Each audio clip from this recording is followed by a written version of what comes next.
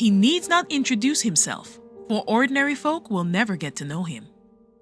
Nor will he need to immerse himself in the sea of humanity, for he has long forsaken any worthless emotion. Several times now, he has risen and fallen, and now he lives only for himself. Wanderer is how he believes he might be best described. He has no home, no kin, and no destination. Like the breeze, he lives in this world, and he walks its length and breadth. This is The Unlikely Genshin Gamer, and you're listening to Audio Character Stories. This episode will feature the elusive, tortured Wanderer. On a fateful night, a figure arrived at a place that had once been called Tatarasuna. There should no longer have been residents there, but as if destiny had decreed it, a farmer had come there picking knackerweed to make a living. Thus it was under the moonlight that he saw a phantom figure standing on the edge of the cliff. This person wore a wide hat that concealed their face entirely. However, the farmer could hear breathing through the pitter-patter of the rain. A moment later, the figure spoke. This is how humans should breathe. The farmer was terrified that he might have encountered some spirit and hurriedly hid behind a rock. The figure spoke again. What are you afraid of? Would a passerby such as I hurt you? I am merely here to tend to the grave of a friend. Silence filled the air once more. The farmer peeked out from behind the rock and saw that the figure had vanished. A note drifted to the ground and was instantly soaked by the rain. 3 questions had been written on that piece of paper, along with answers that were not yet fully written. If humans have a heart, why do they not fear the hearts of others? Due to their inferior nature. How should one treat others, knowing full well their inferiority? How can one be a human being without a heart? One without a heart is hardly human. Chills ran down the farmer's spine as he finished reading the note. Tatarasuna had been deserted for many years, and it had been a long time since anyone came here to pay their respects.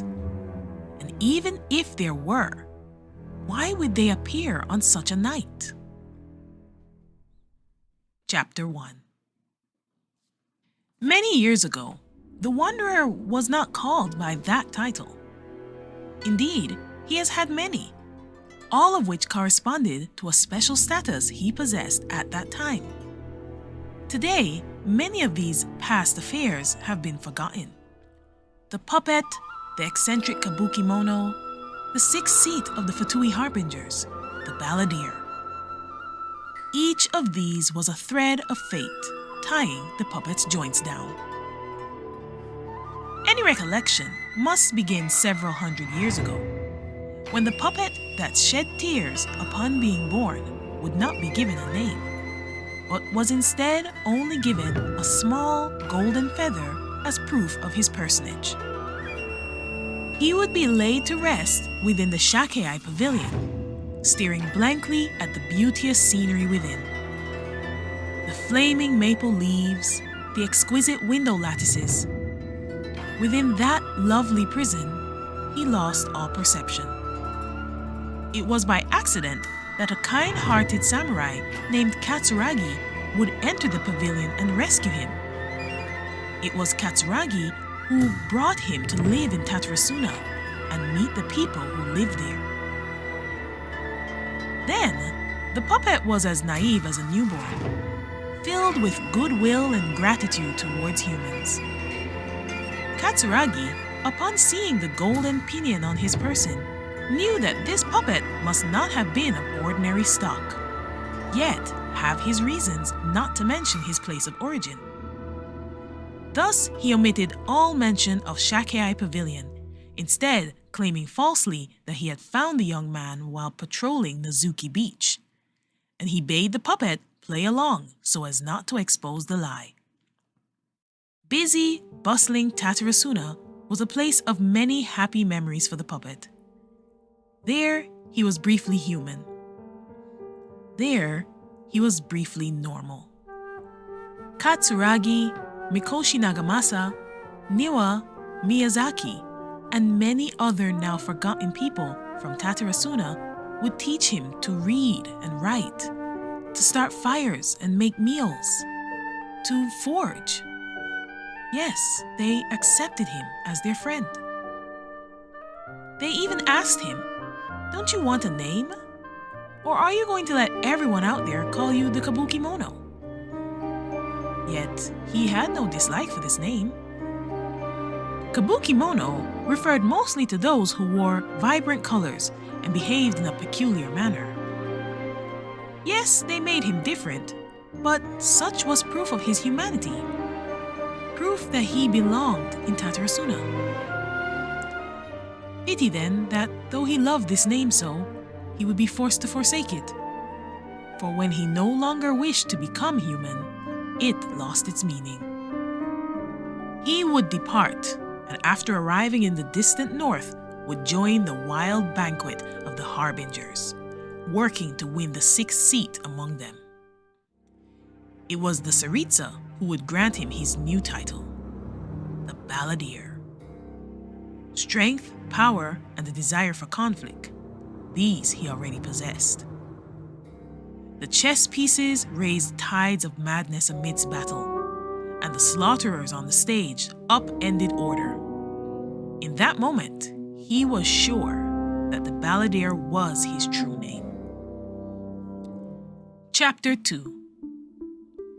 In the early days when Tatarasuna was still a prosperous place, the wanderer walked amongst its people going by the name Kabukimono. And the thing that ended his peaceful life was not all that important in the grand scale of Inazuma's history. Change came to the place in the form of the Akame clan and a mechanic from Fontaine named Escher.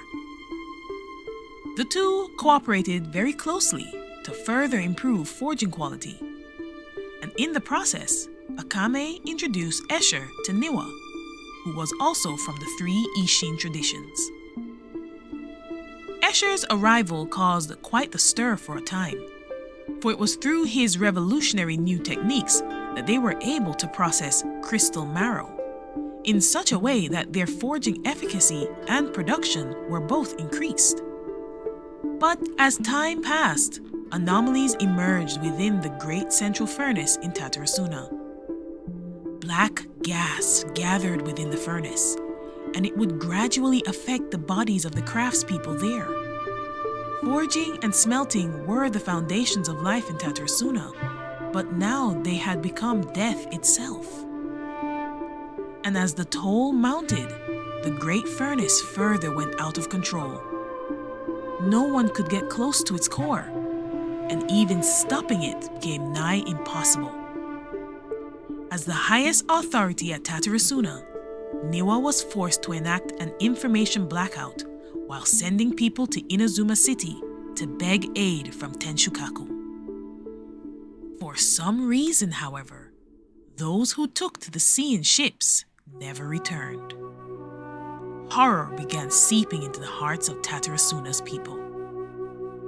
The Kabukimono knew that Niwa needed the Raiden shogun's aid, but did not know that this was the very year when she had successfully built the perfect puppet using parts of herself as material, thus handing over the management of the nation to the Guardian of Eternity. He thus boarded a small boat and braved storm and rain to arrive at Tenshukaku, seeking an audience with the shogun. But she now dwelled in the plain of Euthymia, and he was repeatedly refused. In desperation, he displayed the golden feather on his person and asked to see Yai Miko instead. At this time, Miko was busy assisting the Guardian, And though she rushed down as soon as she heard this news, she could only meet the distressed Kabukimono briefly. Yet, he had no ears for her promises to send people to their aid immediately, and returned in despair, convinced that the shogunate had forsaken Tatarasuna. Still, the dispatch was sent. The people were mobilized and they crossed by sea. Yet, they arrived to no great disaster. Indeed, most people knew nothing of what had happened.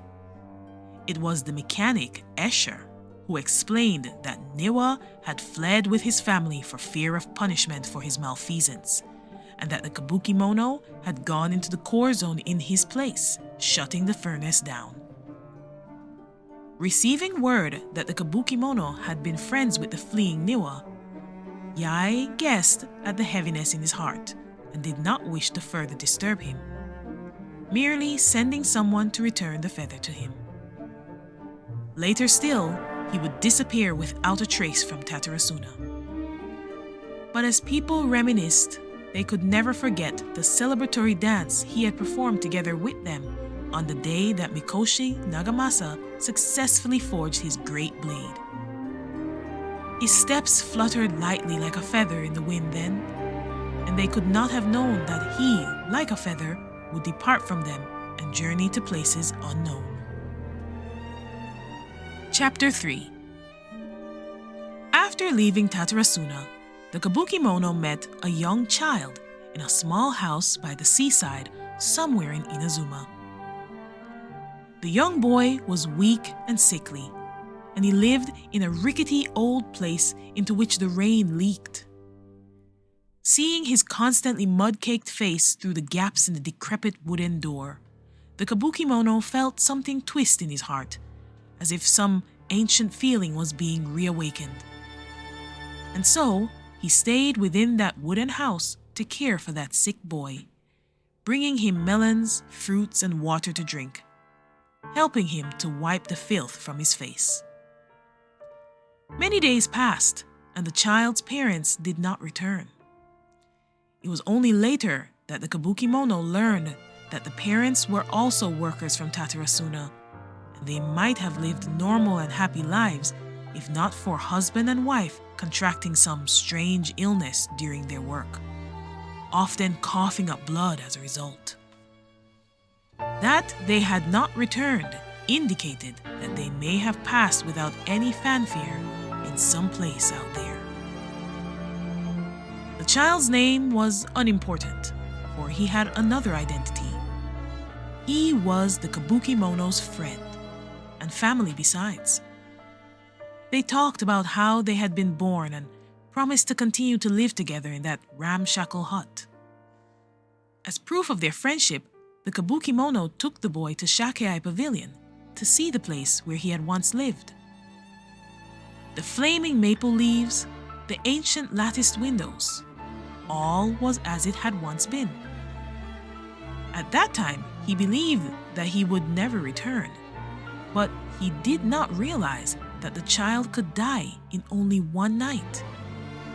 One night, barely enough time for the Kabukimono to go out and find some food or swipe some furniture that others no longer had any use for. Though he had already witnessed much change, he never knew that another person's passing was something that could occur in such a brief moment, or that this moment could grant him nothing but pain. After the shock, he felt incomparable fury. He was alone, again. Was he not once more abandoned? Again. The boy's small body on the ground was curled up like a jumble of flower petals, a corner of it stained red with blood. Red like the maple leaves. Red like a blazing fire. That night, a great flaming glow lit the seaside. The Kabukimono burned the wooden house, and finding himself an old straw hat from within it, left to begin his long journey. He wandered everywhere, not knowing where to go, and though he would meet many more people along the way, he would never again regard any of them as his companions. Chapter 4. The sixth of Snezhnaya's Fatui harbingers is known as the Balladeer. And yet, this name was not his to own from the start. Indeed, they were yet separated by over 100 years. After leaving Inazuma, he forsook the name Kabukimono, reverting to his nameless state, and did not even consider taking another until the jester found him. In the end, such titles as Puppet or Kabukimono were all given to him by mortals, and since he would no longer have them as companions, there was no point in using the names they gave him. But the jester proved most persuasive, and the puppet was intrigued by the frenzied banquet he spoke of, and so accompanied the man to Snezhnaya to serve in the Fatui. A stranger named the Doctor would welcome him warmly in this frigid northern land, inviting the wanderer to be the key reference material in his experiments, his grand research project. Puppet-making techniques had their roots in Conria, and his nature as a creation of the Electro-Archon made him all the more special. The Doctor was fascinated by this field of study, and using the Wanderer as a foundational blueprint, would perform research and experiments for several decades before finally attaining the techniques that would go on to form the basis for his segments. In return, the Doctor would unlock the seal on his body, causing his abilities to greatly increase, to the point where he was a match for the lower-ranked harbingers. But even so, he did not choose another name. His colleagues called him the Puppet, and so he saw himself also a puppet, unafraid of death and inexhaustible. On the Tsaritsa's orders, he would lead a company to explore the abyss, and there he spent much time. More than once he was wounded, then repaired by the Doctor, and thus he grew stronger, surviving to be wounded again by even mightier foes. Much later, he would bring the results of his exploration back to Snezhnaya, gaining the 6th seat in the process. His orders were also changed. Instead of exploring the abyss, he was now to constantly be on standby, assisting the clandestine activities of the Fatui across the world. And it was only then that he felt that that new name, the Balladeer, fit him. Chapter 5. The many things that happened after that might even be called soul-stirring, but for the fact that few now remember them. Only those who witnessed those events would keep them as legends in their hearts, and so they continue to quietly exist as ancient songs lost to the world. Within Irminsul, the Balladeer came into contact with the truth that Lesser Lord Kusanali had placed within the flow of information. This secret had been hidden within one of the Doctor's many hearts, and just as she claimed, this truth in first person contained all his remaining honesty. And thus did the Balladeer come to know of past truths. Niwa, who had taught him how to live like an ordinary human and treated him like one, had not fled Tatarasuna to escape punishment as Escher had claimed. In fact, the true culprit had been Escher. No, the Doctor, all along. And as for the heart that had been placed within the Balladeer, it had been cut, still warm, from Niwa's breast. This death had been nicely packaged within an incident at the forge. And such was Escher's silvered tongue that he all too quickly convinced everyone that this was due to the failings of the local overseer. As the next person in charge, Mikoshi Nagamasa would have faced capital punishment if not for the intervention of his loyal samurai retainer, Katsuragi, who willingly took the burden of wrongdoing upon himself. The tragedy that followed need not be elaborated upon. Nagamasa, unwilling as he was, had to wash the stain from the Mikoshi name and could not allow himself to die there.